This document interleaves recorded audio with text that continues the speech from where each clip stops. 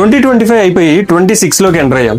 2025లో జరిగిన biggest achievements across the world ఈ వీడియోలో మాట్లాడుకుందాం. 2025కి ముందు AI is using as just a tool, but 2025లో AI agents are working as a real independent employees.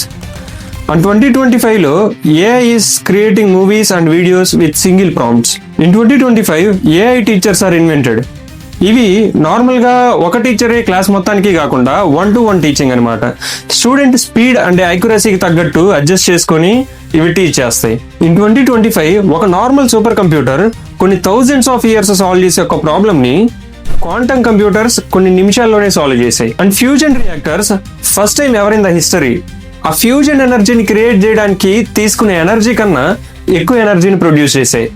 So this is the stepping stone of fusion energy creation. So future లో ఈ fossil fuels మీద depend అవ్వకుండా we can convert into clean unlimited energy. And in 2025 technology is invented such that మన డిఎన్ఏలో ఉన్న jeans ని edit చేసి వంశపారంపర్యంగా వచ్చే డిసీజెస్ ని కంప్లీట్ గా క్యూర్ చేయొచ్చు. 2025లో solid state batteries are invented.